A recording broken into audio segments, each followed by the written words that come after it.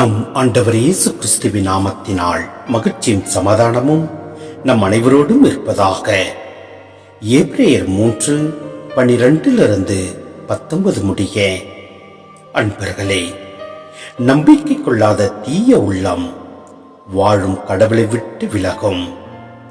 இத்தகைய தீய உள்ளம் உங்களுள் எவருக்கும் இராதபடி பார்த்துக் கொள்ளுங்கள்.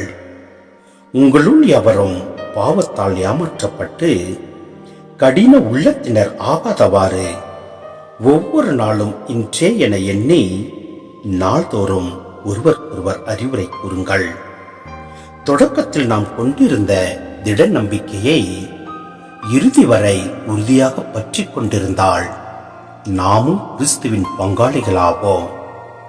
இன்று நீங்கள் அவரது குரலை கேட்பீர்கள் என்றால் கிளர்ச்சியின் போது இருந்தது போல உங்கள் இதயத்தை கடினப்படுத்திக் கொள்ளாதீர்கள் என்று கூறப்பட்டுள்ளது. அவரது குரலை கேட்டும் கிளர்ச்சி செய்தவர்கள் யார்? மோசேயின் தலைமையில் எகிப்திலிருந்து வெளியேறினவர்கள் அனைவரும் அல்லவோ? 40 ஆண்டுகள் கடவுள் சீற்றம் கொண்டது யார் மீது? பாவம் செய்தவர்கள் மீது அல்லவோ? அவருடைய பிணங்கள் பாழ நிலத்தில் விழுந்து கிடந்தன அல்லவோ? நான் அழிக்கும் இலைப்பாற்றி நாட்டிற்குள் நுழையவே மாட்டார்கள் என்று யாரை பற்றி ஆணையிட்டு கூறினார்? கீழ்ப்படியாதவர்களை பற்றி என்றோ? அவர்கள் நம்பிக்கை கொண்டிராததால் தான் அதை அடைய முடியாமற் போயிற்று என்பது தெரிகிறது. சிந்தனை: நம்பிக்கை கொள்ளாத தீய உள்ளம் வாழும் கடவுளை விட்டு விலகும். நாம் செல்ல வேண்டிய பாதை நீளமானது. துயரங்கள் வரும்போது நம்பிக்கை வாழ்வை ஆர்வமுடன் தொடங்கிய திருப்பயணிகள் சோர்வடைவது இயல்பு.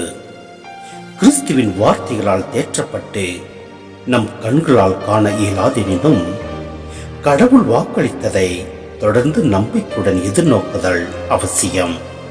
எனவே நம் இதயத்தை கடினப்படுத்திக் கொள்ளாமல் நம் ஆண்டவரில் முழு நம்பிக்கை வைத்து அவருடைய வார்த்தையை பின்பற்றி நடப்போம்.